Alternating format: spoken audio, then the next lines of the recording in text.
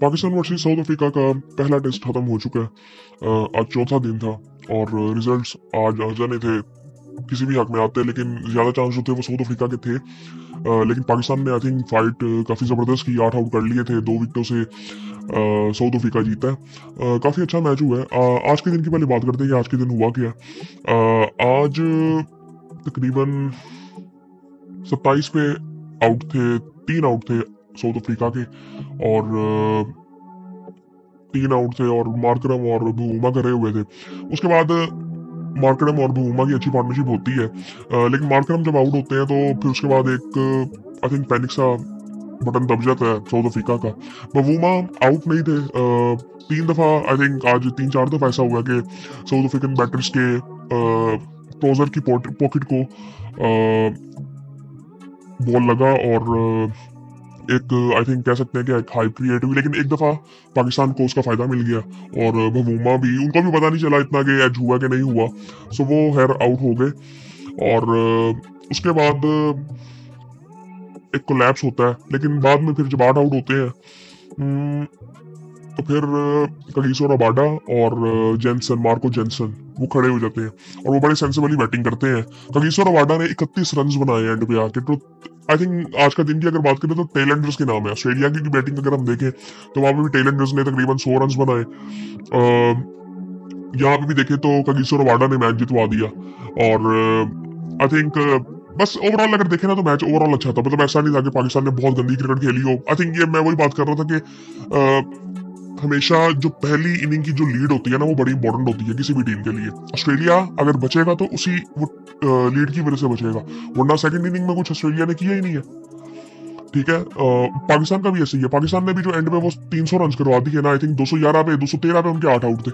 तो वहां से हमें उनको वाइंड अप करना चाहिए था, बिल्कुल खत्म कर देना चाहिए था। वो 20-30 रन की लीड जो होनी थी वो बात चली गई 80-90 रन पे। सो वहां से आई थिंक पाकिस्तान को थोड़ा सा नुकसान हुआ है और दूसरी इनिंग्स में भी हम इससे बेहतर बैटिंग कर सकते थे, बट फिर भी वो पहली इनिंग का जो वो 80-90 रन थे, आई थिंक वो बड़े इंपॉर्टेंट थे।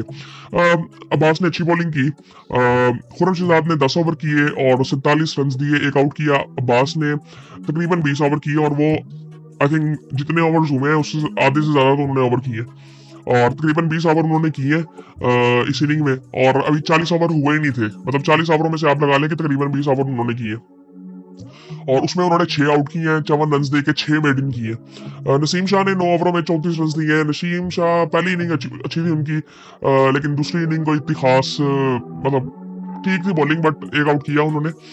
आमिर जमाल ने 1 ओवर किया, 11 रन। अब आमिर जमाल, मैं वही बात कर रहा था कि हमें मीर हमजा को खिलाना चाहिए था किसी भी जगह पे, लेकिन आमिर जमाल की जगह पे वो खेल सकते थे। अब आमिर जमाल ने अगर 1 ओवर करना है तो फिर आप मीर हमजा को प्रॉपर एक बॉलर जो है उसको आप क्यों नहीं खिला रहे? एक्सपीरियंस सबसे ज्यादा उसका है। पाकिस्तान में मेरे ख्याल से इस वक्त उससे बेहतर बॉलर नहीं है टेस्ट में।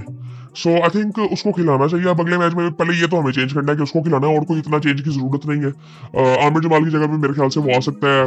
और दूसरी एक चीज ये, यार मैं ना कभी भी ना, मेरा माइंडसेट इस तरह कभी हो ही नहीं सकता कि मैं कहूँ कि यार सिर्फ फास्ट बॉलर से चल जाओ, आप स्पिनर्स होने ही नहीं चाहिए, ऐसा बिल्कुल भी नहीं। एक प्रॉपर स्पिनर होना चाहिए आपके पास, फुल टाइम स्पिनर जो कि स्पिन बॉलिंग करता हो। अब यहाँ पे नुमान अली को लेके गए हो आप, साजिद को भी लेके जाया जा सकता था। 3 फास्ट बॉलर ना काफी होते हैं। अब यहाँ पे भी तीनों ने बॉलिंग की है, चारों ने कुछ बॉलिंग नहीं की। सो वो 3 फास्ट बॉलर मेरे ख्याल से काफी होते हैं वैसे, लेकिन अगर यहाँ पे कंडीशंस कहते हैं तो फिर ठीक है। अगर आपको 4 भी खिलाना है तो आपको मीर हमजा को खिलाना है। फिर वो आपको बैटिंग लंबी करके कुछ नहीं वो उससे फर्क पड़ेगा इतना ज्यादा, क्योंकि आपके टेलेंटर्स, हमारे टेलेंटर्स वैसे जितने इमेच्योर हमारे हैं ना, स्पेशली ये नसीम वगैरह, यहाँ पे वो अब रन्स करने थे। अगर आप साजिद और नुमान की बात करें तो उन्होंने कितनी जिम्मेदारी से बैटिंग की थी इंग्लैंड वाली इनिंग्स में, इस वजह से भी हम जीते थे। सो बाकी आई थिंक अगर पूरे मैच की जो सिचुएशन बताऊं मैं आपको, तो एक दफा पाकिस्तान ने पहले बैटिंग की और पाकिस्तान ने 211 रन बनाए। पाकिस्तान इससे बेहतर पहली इनिंग में बैटिंग कर सकता था, लेकिन एक आई थिंक उसमें कामरान के 54 रन थे जिसकी वजह से 211 रन हो गए। फिर उसके बाद अगर देखें तो पहली इनिंग में 5 आउट किए थे डेन पटिटसन ने, जो कि आई थिंक वो हमने विकेट दी थी उसको ज्यादा। मार्को जेंसन ने 1 आउट किया था, 4 आउट किए थे बॉश ने, जो कि उसका डेब्यू था और उसने बैटिंग भी फिर पहली इनिंग में अच्छी की थी। उसके बाद साउथ अफ्रीका की बैटिंग आती है तो एडन मार्करम 89 रन बना जाता है। फिर उसके बाद एक कोलैप्स आता है, टोनी डिजोर्जी 2 पे आउट होता है, स्टब्स आउट होता है, रिकल्टन आउट होता है, और बहुमा के साथ फिर पार्टनरशिप लगती है एक छोटी सी। 31 रन बहुमा बनाता है, डेविड बडिंगम 30 रन बनाता है, और उसके बाद फिर 81 रन आगे बनाता है ये कॉर्बिन बॉश, जिसका डेब्यू था, जिसने बॉलिंग में भी आई थिंक 4 आउट किए थे पहली इनिंग में। और आई थिंक ये वो जो 80 रन जिसको हमने दे दिए ना, वो आई थिंक हमें लेके बैठ गए थे। लेकिन ओवरऑल अगर देखें तो पाकिस्तान ने डिसेंट मैच खेला है, मुझे लगता है कोई इतनी बात नहीं है, ऐसी फाइट होनी चाहिए। और खुरम शहजाद ने पहली इनिंग में 3 आउट किए थे, 3 आउट किए थे। नसीम शाह ने 2 आउट किए थे।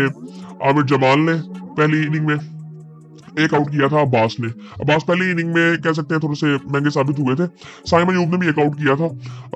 फिर उसके बाद जब दूसरी बैटिंग आती है तो अब साउथ अफ्रीका के पास 80-90 रन की लीड भी है। अब पाकिस्तान भी अच्छा स्टार्ट करता है, लेकिन वो जब 2-3 आउट इकट्ठे होते हैं, सो कामरान भी आउट हो जाता है, साइम शान आउट हो जाते हैं, 3 आउट हो जाते हैं।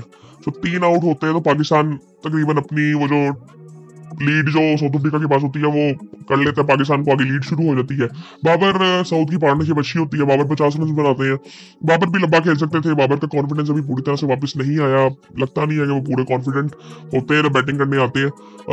साउथ शकील 84 रन बना सके, अच्छी बैटिंग उन्होंने की ओवरऑल, लेकिन इससे बेहतर की जा सकती थी। जिस तरह आउट हुए थे उस तरह आउट नहीं होना चाहिए था, कामरान को भी ऐसे उस तरह आउट नहीं होना चाहिए था। उसके बाद मोहम्मद रिजवान आए, उनके साथ बैट लग थी। सलमान जिस तरह आउट हुआ, थोड़ा सा आई थिंक बाहर बोलता नहीं खेलना चाहिए था उसको। आमिर जमाल ने 18 रन बनाए, अब वो भी जिस तरह से आउट हुआ, आई थिंक उस वक्त शॉट की जरूरत ही नहीं थी, आप जरा लंबा खींचो उस वक्त। नसीम शाह जो कि हम लोग उनकी बहुत बात करते हैं, लेकिन आई थिंक उनको थोड़ी सी ना जिम्मेदारी दिखानी चाहिए और अपने डिफेंस में भी काम करना चाहिए, ताकि अगर टेस्ट मैचेस उन्होंने खेलने हैं तो वो काम आते हैं। जिस तरह आपका गिसो रबाडा को आप देखें कितनी जिम्मेदारी से उन्होंने इनिंग खेली है। खुरम शहजाद ने 9 रन बनाए, नॉट आउट थे वो, मोहम्मद अब्बास आउट हो गए थे। 237 रन पाकिस्तान ने दूसरी इनिंग में बनाए 60 ओवरों में। रबाडा ने 2 आउट किए, 6 आउट किए मार्को जेंसन ने दूसरी इनिंग में, 1 आउट किया बोश ने, 1 आउट किया पटर्सन ने।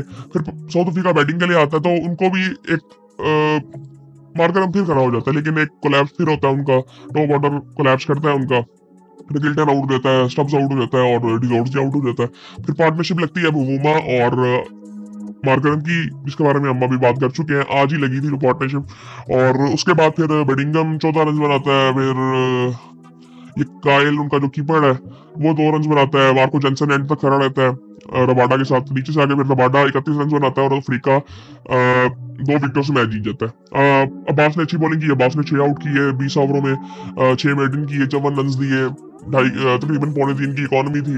1 आउट किया नसीम शाह ने, 1 आउट किया खुरम शहजाद ने। अब मीर हमजा की हमें इसमें जरूरत है, आमिर जमाल की जगह पे आएंगे आई थिंक, मे भी किसी और को नहीं बिठा दें, लेकिन आमिर जमाल की जगह पे आई थिंक आ सकते हैं।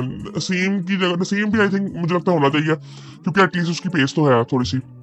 और बाकी आई थिंक ये सूरत हाल थी और इंटरेस्टिंग मैच था, अच्छा मैच हुआ, फाइट होनी चाहिए। बाकी आई थिंक कोई गिला नहीं करता अवाम की तरफ से भी, वन साइडेड बिल्कुल नहीं होना चाहिए। अफ्रीका की तरफ से भी ऐसे था। आई थिंक मैं सबसे इंटरेस्टिंग चीज़ है ना मुझे ये लगी है इस सीरीज में, ये साउथ अफ्रीका का जो टूर हमारा जा रहा है, कि इनकी भी जो आवाम है ना उन बेचारों में भी हमारी जैसी बीतती है, जो आई थिंक हमारी टीम हमारे साथ कर रही होती है, इनकी टीम इनके साथ कर रही होती है। लेकिन इंटरेस्टिंग चीज़ ये है कि साउथ अफ्रीका मेरे ख्याल से क्वालिफाई कर गए हैं WTC का फाइनल के लिए, क्योंकि उन्होंने यहाँ पे एक टेस्ट जीतना था और वो जीत गए। अब ऑस्ट्रेलिया और इंडिया में से एक ही जा सकता है मेरे ख्याल से, मेरे ख्याल से तो ऐसा ही है, क्योंकि अब इनका एक टेस्ट है, सो वो इनकी परसेंटेज ऊपर ही रहेगी अगर वो हार भी जाते हैं तो। पाकिस्तान को आई थिंक दूसरे टेस्ट के लिए जरा प्रिपेयर हो गया आना है। प्रिपेयर क्या होना है, आई थिंक बस अच्छी बॉलिंग करनी है, अच्छी बैटिंग करनी है, आपको सिर्फ जरा सेंसिबल थोड़े से रहना है।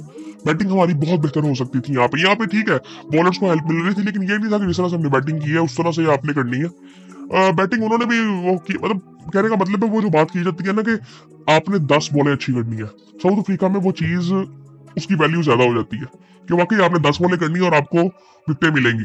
सो आई थिंक बाकी यही सिचुएशन थी और फिर आपसे बाद में बात होती है।